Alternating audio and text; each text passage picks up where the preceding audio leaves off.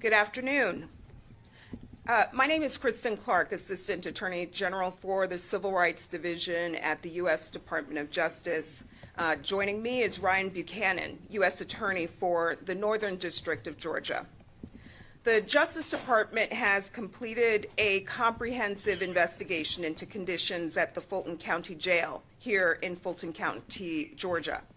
Our investigation finds long-standing unconstitutional, unlawful, and dangerous conditions that jeopardize the lives and well-being of the people held there.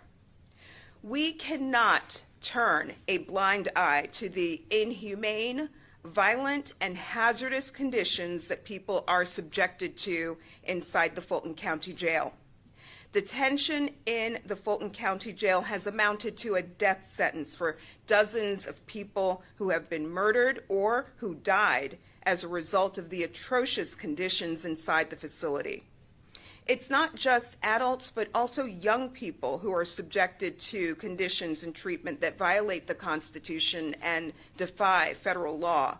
Many people held in jails in our country have not been convicted. They are awaiting hearings, trial dates, or are serving short sentences for misdemeanors.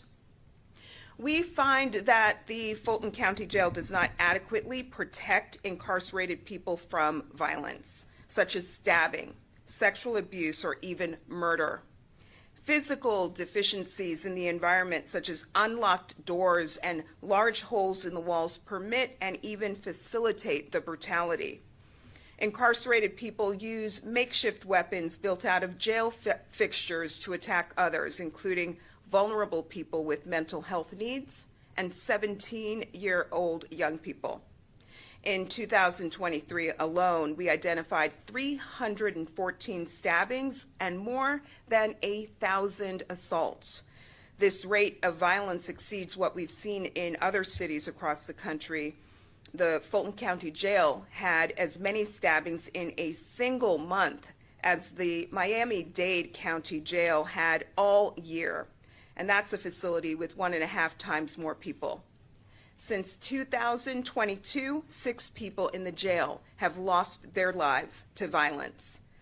I'll walk through additional core findings set forth in the report that we're issuing today. Living conditions at the jail are hazardous and unsanitary.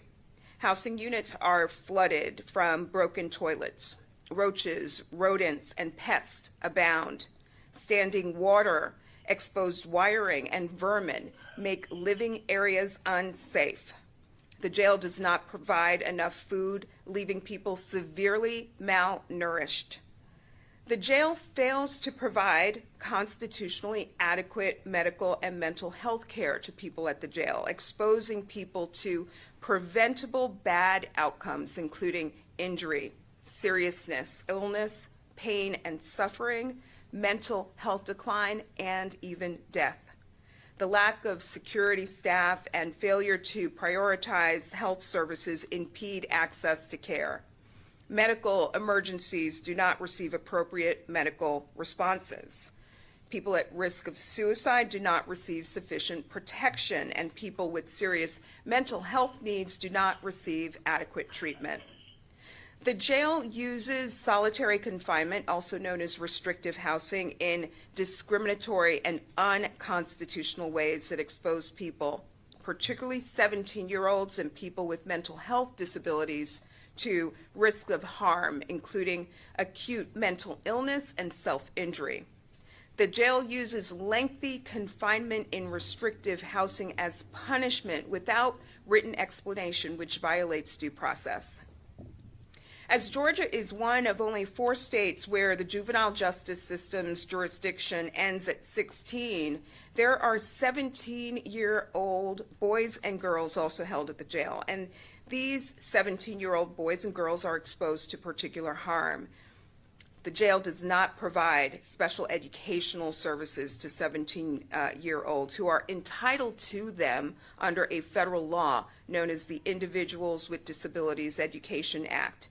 It fails to protect these children from violence, including sexual abuse, and it uses isolation to punish them, which both violates their rights and contradicts clear research that such isolation uniquely harms our young people. The jail staff also uses excessive force. This includes deploying tasers without reasonable cause. For example, detention officers tased a man after he said he felt like hurting himself and needed to see a mental health specialist. Such violations stem from understaffing, poor policies, and lack of training and supervisory failures. The summary that I have just shared is harrowing enough, but individual experiences are gut-wrenching. For example, LaShawn Thompson, a black man with serious mental illness, entered the jail on low-level charges and was confined to the mental health housing unit. 3 months later, staff found him dead in his cell, infested with lice, and as a medical examiner concluded, neglected to death. Several months before that, another black man with serious mental illness died after he stopped taking his medication. 2 more black men with mental health disabilities were murdered by their cellmates. Weeks after we opened our investigation, 6 more black men died at the jail. All of this is a racial justice issue. 91% of the people living in these abhorrent, unconstitutional conditions are black, as compared to 45% of Fulton County's overall population. It's also important to note that the vast majority of the approximately 2,000 people held at the jail have not been convicted of a crime. They are awaiting hearings and have yet to be tried, many of them. There are also a significant number of people with mental health disabilities.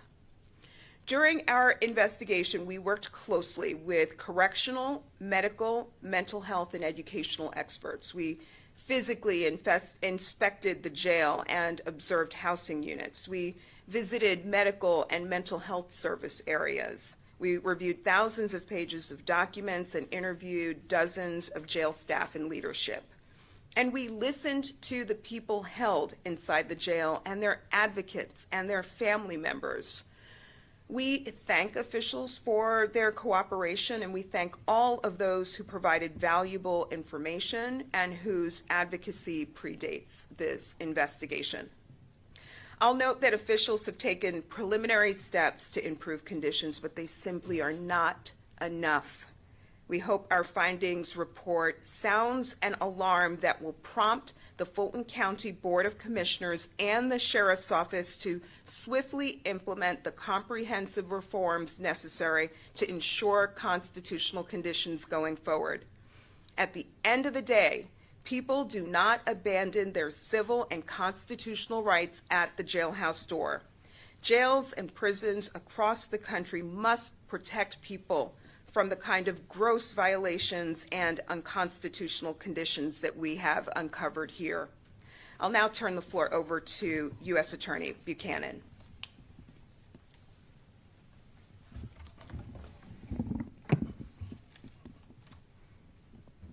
Good afternoon. I'm Ryan Buchanan, and I'm the United States Attorney here in the Northern District of Georgia. 1974, Supreme Court Justice Thurgood Marshall wrote, "When the prison gates slam behind an inmate, he does not lose his human quality, his mind does not become closed to ideas, his yearning for self-respect does not end, nor is his quest for self-realization concluded."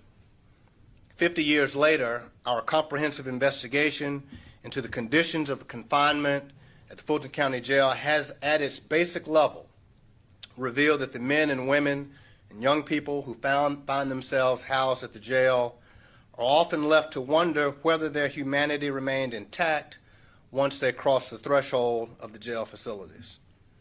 Whether at the main jail, which is known to many in our community as Rice Street, or at its annex facilities, people in custody in Fulton County who are accused of crimes or awaiting formal charges or trials must protect themselves from brutal physical attacks by other detainees, subjected to frequent excessive force, manage their well-being with inadequate food and unsanitary living conditions, and hope that they can find access to a strained medical and mental health care program.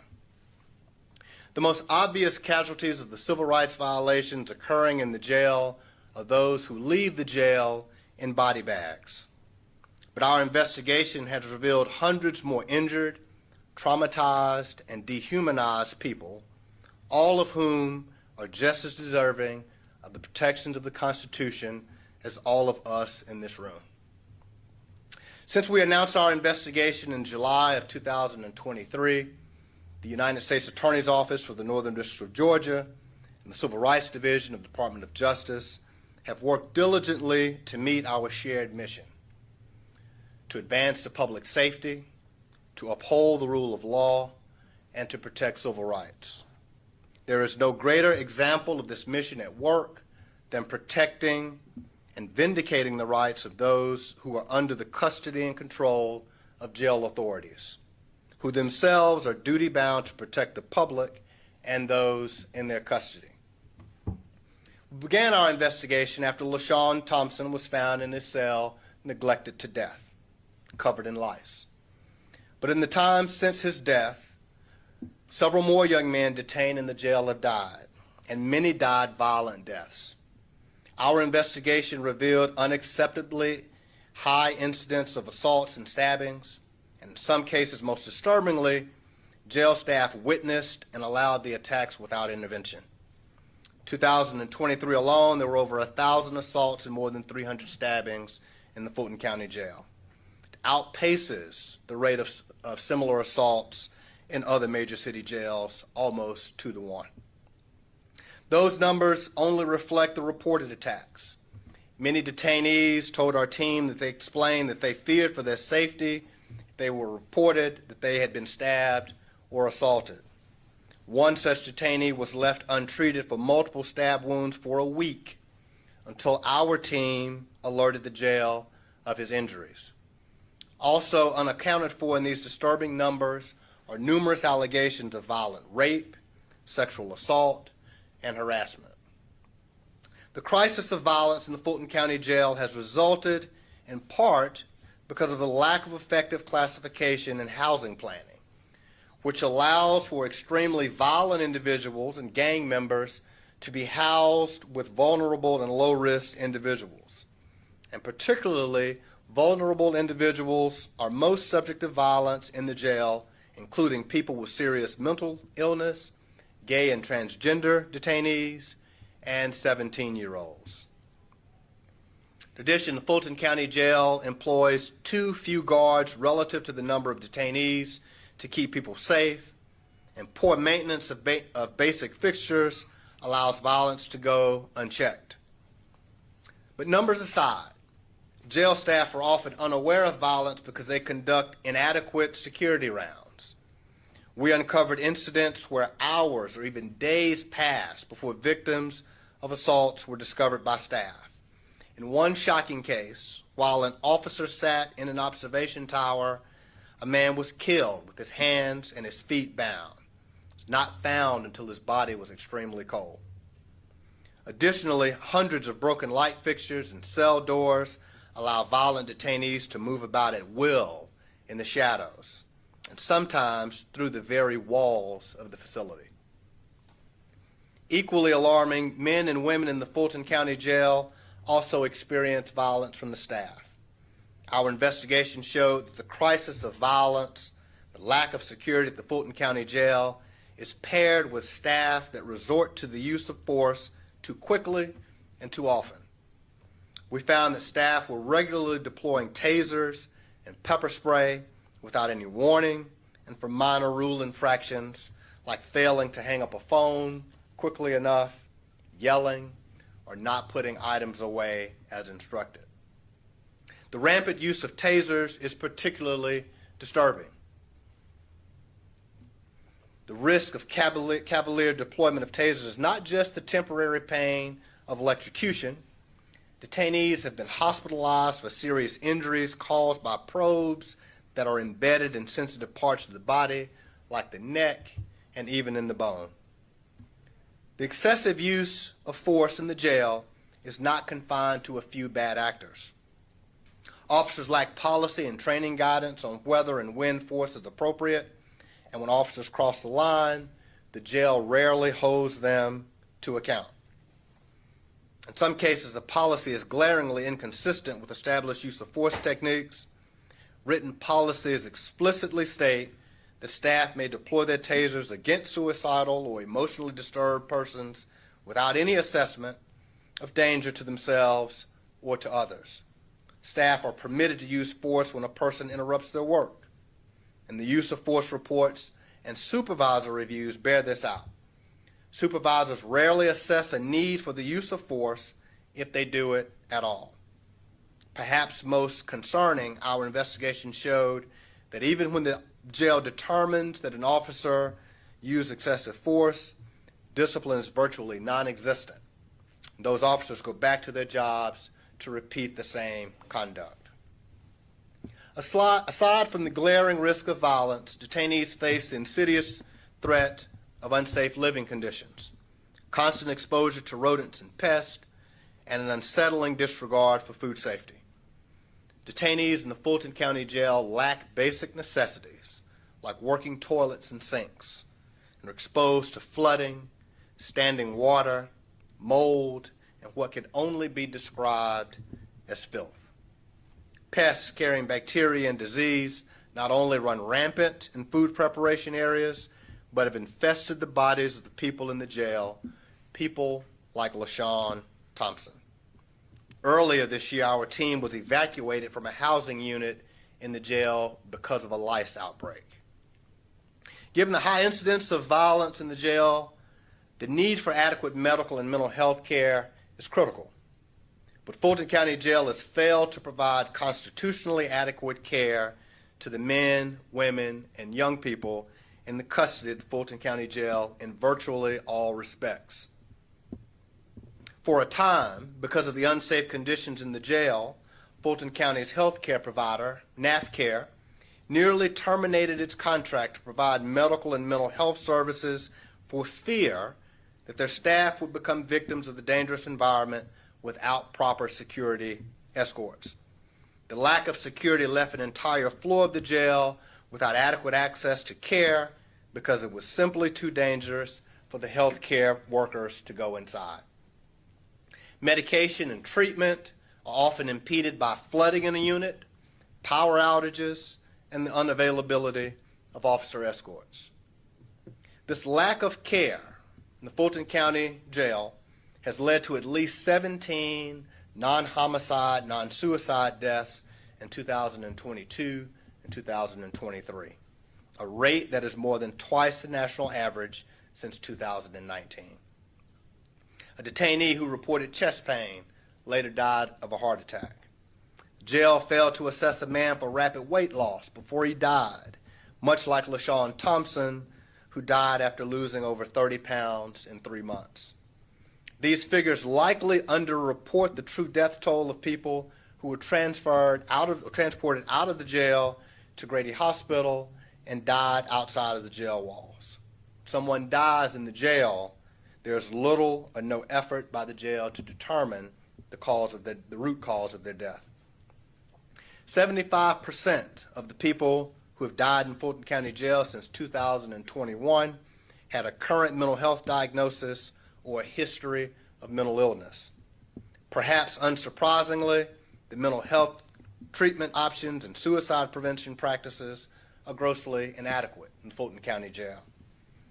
Our team observed firsthand how custody staff deprioritize mental health issues and fail to respond appropriately to concerns. Requests for mental health treatment are delayed or ignored, and mental health staff are simply unable to provide the minimum standard of care for those who need it. Daily medication is often unavailable, and suicidal detainees are often isolated and locked in restrictive housing in lieu of treatment. And when people are released from the Fulton County Jail, they are frequently left without the medication needed to sustain their health, without notice to their families, and sometimes actively experiencing a mental health episode. This is not a recipe for ensuring the safety of these individuals upon release or the safety of our community. and it is constitutionally unacceptable.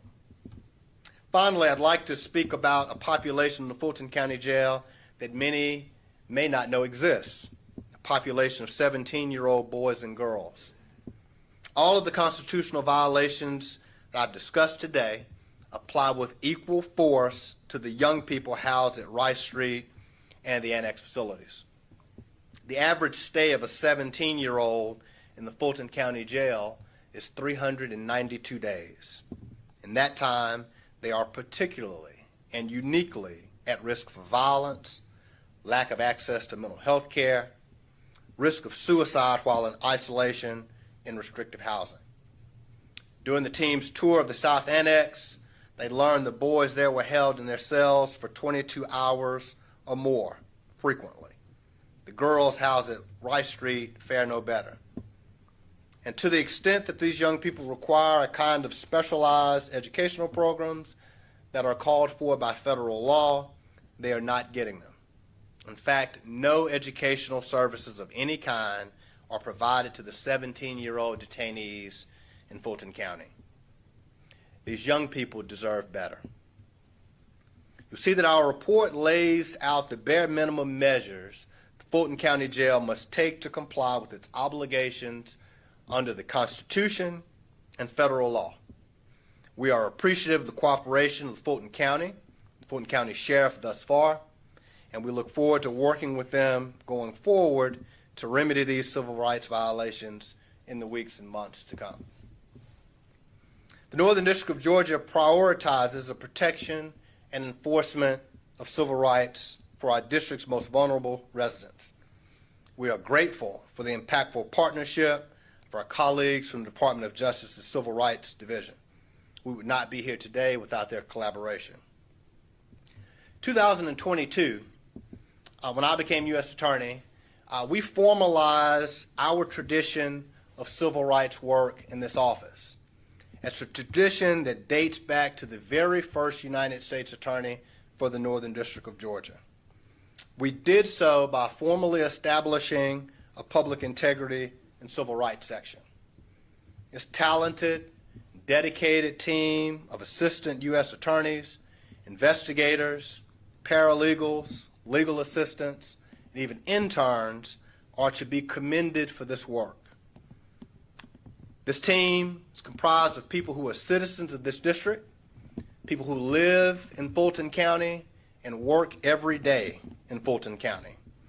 They have spent countless hours in the Fulton County Jail speaking with the men, women, and young people housed at the Fulton County Jail. I'm proud to be their colleague. I'm grateful for their relentless effort in upholding the rule of law, advancing the public safety, and protecting civil rights. That's our mission. We relish the opportunity to fight for the rule of law, for the safety of our citizens, and for the civil rights of every human being who lives in the Northern District of Georgia. We do so because our Constitution and our mission mandate equal justice under the law for everyone. Thank you. At this time, we'll open the press conference to question and answers. Do you, just listening to everything that you guys laid out, what is your recommendation? It sounds like Fulton County Jail needs to be shut down. Do you recommend Fulton County Jail be shut down immediately? Our report actually sets forth the remedial measures that we think that the jail can put in place to cure the violations that we have identified. They are set forth in the back section of our report. They include improving staffing and security, using a housing and classification system, reducing contraband through increased oversight, improving the physical conditions of the jail, ensuring that medical and mental health care is constitutionally adequate, and ensuring appropriate use of restrictive housing to avoid serious risks associated with isolation. So in short, we can fix these problems, and we are pleased that Fulton County has pledged to cooperate with us in doing so in the road ahead.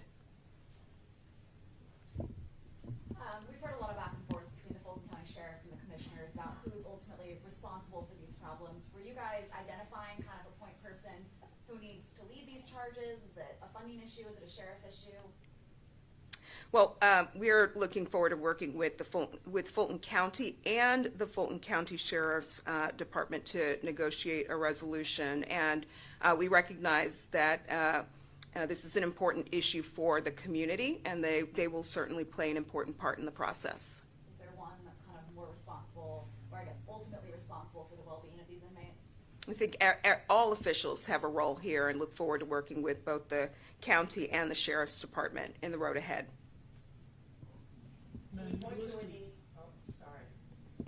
What is your specific time frame, and then how will your office proceed based on the efforts of the county to address this issue? We are hoping to turn the page today. We've provided our findings to the county and look forward to moving swiftly to address the violations that we have identified. This is a life and death matter for many, given the severity of the violations that we have uncovered. Have they been given a time frame to address it? No specific time frame, but we are ready to roll up our sleeves and work now with the county to address these serious issues. Ma'am, you've listed a number of civil rights violations. Is anybody being held accountable for the actions that have happened thus far, be it charges, legal action? Who's being held accountable? Is anybody being held accountable for what's happened? It's an important question. We have heard the calls for accountability. This is a civil investigation carried out pursuant to a federal law known as the Civil Rights of Institutionalized Persons Act. What we're seeking to do here is put in place the systemic reforms needed to ensure the safety of those housed at the Fulton County Jail going forward. I know things are laid out in the report, black and white, but did you know it was going to be this bad, this inhumane, unconstitutional when you went in? And does any of this shock you? Of course it's shocking. People have died. We started in July of 2023 after the tragic death of LaShawn Thompson. Obviously, when you start something where someone has died, you're already at, in many respects, rock bottom. And so we continued to investigate. Unfortunately, we found that LaShawn Thompson was not the only person who died as a result of these conditions. And then if you scale back beyond just those who died, but those who I mentioned were traumatized, dehumanized, and the like, you come up with a situation that we believe is just unacceptable for our community. And so all of the atrocities that are listed in this report are disturbing. All warrant prompt attention by the Fulton County authorities, and we look forward to working with them as quickly as possible to provide a remedy. Have you been in contact with LaShawn Thompson's family? They've been very vocal about his death, held protests, all kinds of things. Have you guys personally reached out, or the team reached out to the Thompson family? We've been in touch with a number of families, a number of advocates, and people housed at the jail, all who shared their testimony, and those stories and lived experiences of people housed at the Fulton County Jail very much informed the findings that we issued today. Next question. Is there any kind of action you guys can take to ensure that these recommendations become reality or become reality in an efficient manner?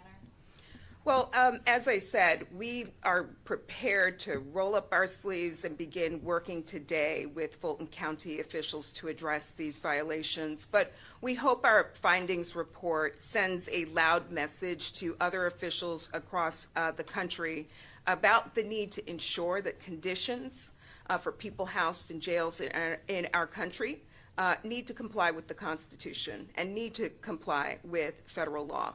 I'm hopeful at the end of the day that Fulton County can put in place the reforms, measures, and best practices necessary so that it might stand as a model for other institutions across the country. But there's no fines or anything, and if they weren't able to comply or anything This is a civil investigation, and the remedial measures set forth in our report include policy changes, training, staffing measures, and other action steps necessary to cure the violations. Thank you.